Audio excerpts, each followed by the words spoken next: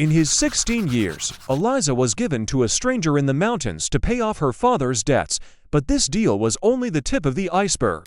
Her father, in despair, sold her to the harsh mountain man Silas to save her from far more cruel enemies. But this seemingly hopeless situation was the beginning of her rebirth. Under the guidance of Silas, she learned to fight for her life and not just wait for her fate. Find out how Eliza met her triumph and restored justice in a world that wanted to destroy her. Subscribe and like so you don't miss the brightest climax of this story. The late afternoon sun cast long shadows on the jagged peaks of the Sierra Nevada. For 16-year-old Eliza, these mountains were a prison, and the air, thin and cold, seemed a constant reminder of her imminent fate. She stood on the porch of their roughly built hut, her fingers white, clenching the splintered railings. The bright gold of the aspens seemed to mock her inner longing. In 2 days, she was to be given to a stranger from the highlands. Not as a wife, not as a daughter, but as a paid debt. Her father, Jeremiah, a man hardened by years of mining and bad luck, had traded her for Silas Thorne, a man who was rumored to be as old and naughty as the pines he cut. The price? A small amount of gold and a promise of protection from a neighboring clan he had crossed. A trade for a life, for a soul, for a future. A wave of rage, hot and sharp, coursed through her veins. It was not just an assault on her body, but on everything she considered right and just in this world. How could a father, who once held her hand and taught her to read by the light of the fireplace, sell his own flesh and blood? The town of Blackwood, which was little more than a dusty mining camp, was no place for a girl with dreams of books and a life beyond the mountains. Her mother had died in childbirth, and Eliza was raised by her father, a man to whom the sparkle of ore was more familiar than the warmth of a daughter's love. Jeremiah was a man driven by fear, not malice. He was cornered by his enemies, and in his desperation, he saw only one way out. He convinced himself that it was for her own good, that Silas, despite his reputation, would offer her a stable life he could no longer provide. He saw her as an object, a bargaining chip, and that was the most unforgivable thing of all. He didn't ask her, he just announced it, his voice final and unyielding. The silence that followed was louder than any argument. "Come inside, Eliza." Jeremiah's rough voice broke her thoughts. "It's getting cold." She turned to face him. His eyes, once full of a restrained kindness, were now clouded with a desperate resignation. "Is it true, Papa?" Her voice was a whisper, but it carried the weight of a scream. I ask you to like and subscribe to the channel, so you will help me in motivation to make such great stories for you, and I will see that you like them. Enjoy watching, everyone. "Are you really giving me away?" He looked away, unable to meet her eyes. "It will be better this way. Silas is a good man, for all his what, Papa?" she insisted, raising her voice. "For all his cruelty, his loneliness. I am not a cow for you to trade for silver. You'll do as I say." He roared, his face flushed with shame and anger. "I made a deal. I am a man of my word." But he wasn't a man of his word, at least not in the sense that mattered. He was a coward who had traded his daughter for his own safety. The bitter truth was poison in her throat. She hated him for it. She hated Silas for wanting her. And most of all, she hated herself for being so powerless. The next day, Eliza spent gathering her few belongings, a worn copy of Jane Eyre, a small carved wooden bird her mother had made, and a locket with a faded picture of her mother and father. Each item was a reminder of the life that was now being taken from her. She saw a cloud of dust rising up the mountain path, and her heart began to race wildly. A lone rider appeared, a shadow against the setting sun. Silas Thorne had arrived. He was a hulking figure, with a face like carved granite and a beard touched with gray. His eyes, when he looked at her, were filled not with lust, but with a cold, unsettling scrutiny, like a prospector assessing a rock.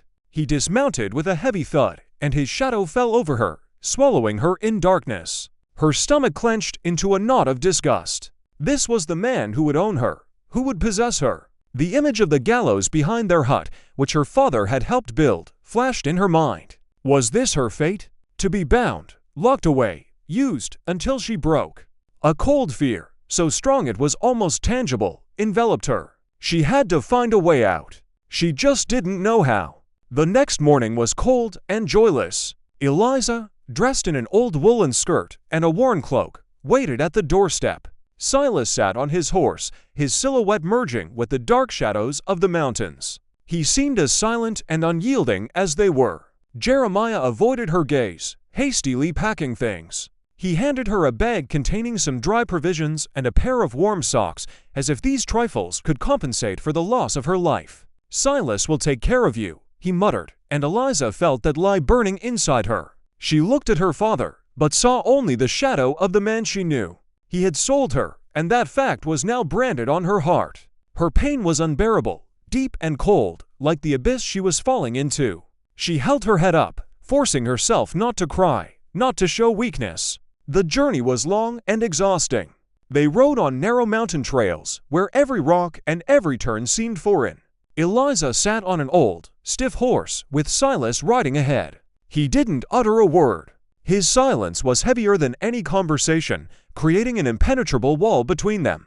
In this silence, Eliza began to notice details. He wasn't just harsh. His movements were precise and confident, like a predator's. He often stopped to listen to the wind or to examine tracks on the ground. It seemed he saw more in the mountains than just trees and rocks. He saw the language that nature spoke, and he understood it. This attentiveness was a little confusing.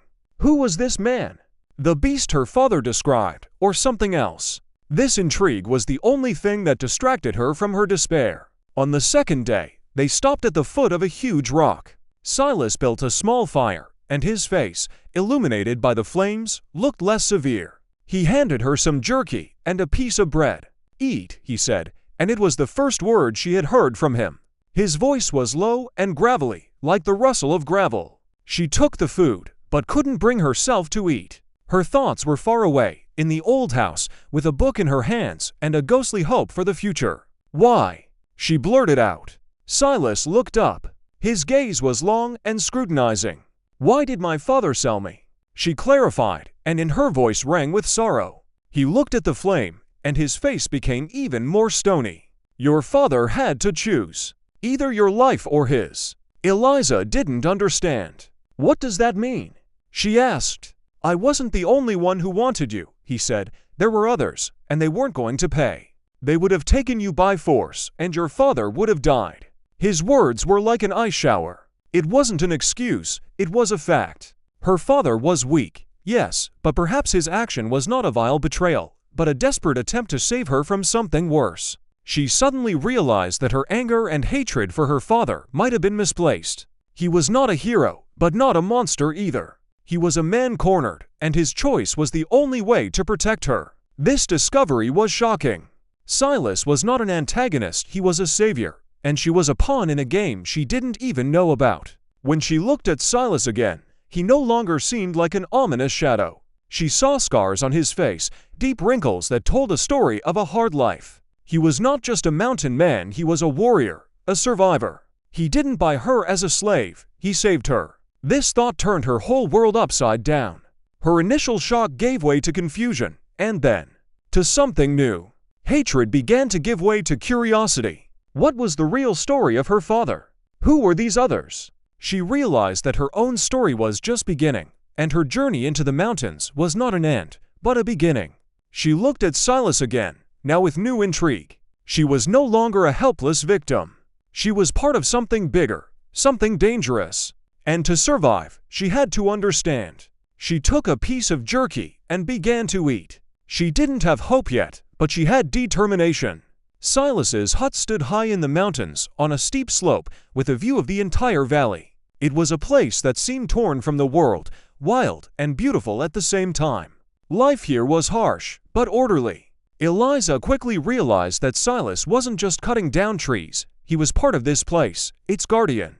He knew every track, every tree, every whisper of the wind. He taught her to survive, not to serve. He showed her how to distinguish edible plants from poisonous ones, how to read animal tracks, and how to build a fire even if the wood was wet. In this new world, filled with the dangers and cruelty of nature, Eliza began to find a strange sense of hope. She was no longer a victim, but was becoming a student. Silas, this huge, silent man, was revealed to her not as an oppressor, but as a mentor, strict but fair. Days turned into weeks, and Eliza settled in. She learned not only to survive, but also to see the beauty in the harsh life of the mountains. However, her peace was fragile. One day, returning to the hut, she found Silas at the hearth, hunched over a map. His face was tense. He silently showed her the map, and she saw a marked spot on it, their hut. Around it were several other marks, each of which indicated the location of camps belonging to the very people from whom Silas had saved her. She realized with horror that they were still very close, and that they were still looking for her. They were approaching. "Who are they?" she asked. "Your father's men," he replied. "They think that I took you to give you to them." Eliza felt her heart clench. She was not only scared, but also hurt by the realization that her father was so close to actually selling her, and she, all this time, was hating the wrong people. Her pain was turning into anger directed at those who were trying to ruin her life. Their peace was broken. Silas became more cautious. He never let her out of his sight, and always kept his weapon ready. The tension grew with each passing day. One day, when she was picking berries, she heard a twig snap nearby. She froze. It wasn't Silas. A man emerged from the trees with a dirty face and cold, greedy eyes. He didn't look like a mountain man.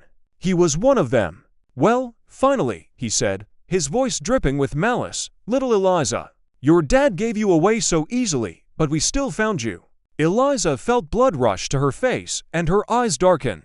At that moment, she stopped being a scared girl. She felt fury, pure, burning fury. It wasn't fear, it was anger that gave her strength. She grabbed a rock and threw it at the man, and then ran, screaming at the top of her lungs. She ran without looking until she heard a shot, and then another. She stopped, her heart pounding in her ears. Silas came out of the forest, holding a rifle. His face was hard as steel. He saw her tears and rage, and nodded.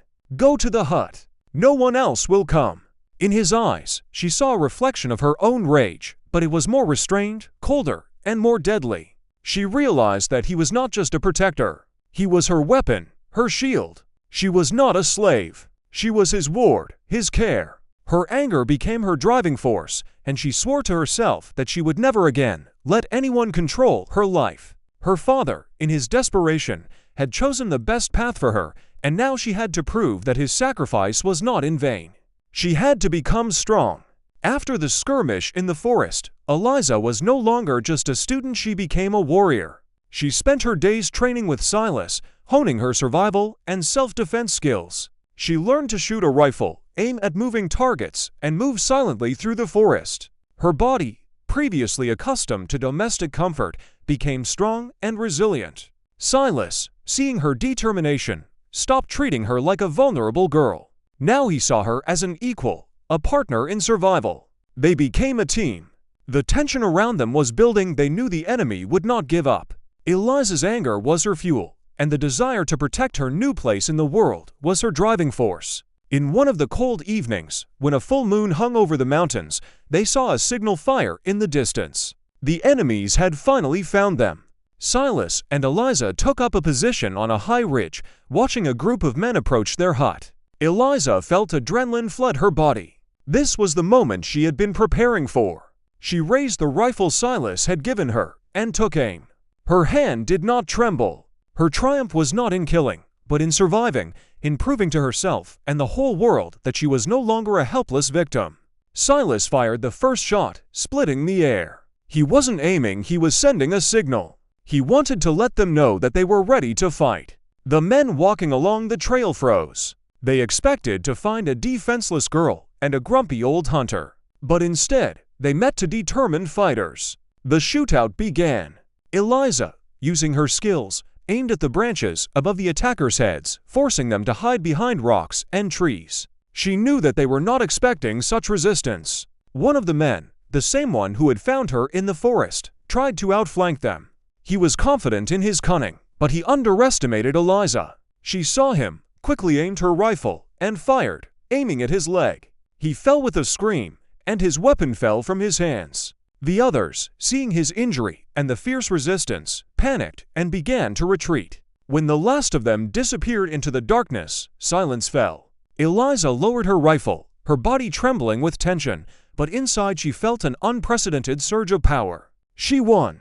She didn't just survive, she defended her right to life. She was no longer the 16-year-old girl her father had given to a stranger. She was a woman capable of protecting herself and those she loves. She turned to Silas, and for the first time, she saw on his face not just severity, but pride.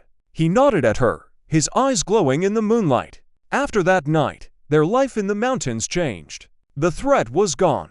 Eliza and Silas lived in a world where their fates were inextricably linked. She was not his wife or daughter, she was his partner, his only confidant. They hunted together, worked together, and watched the stars together. Eliza realized that her father, by making that terrible, desperate act, had ultimately saved her, giving her not just life, but a new life. A life where she was free, strong, and where her destiny was in her own hands. This realization became a source of deep inspiration for her. She was no longer a hostage to others' decisions, she was the creator of her own destiny. For the first time in a long time, she felt truly free.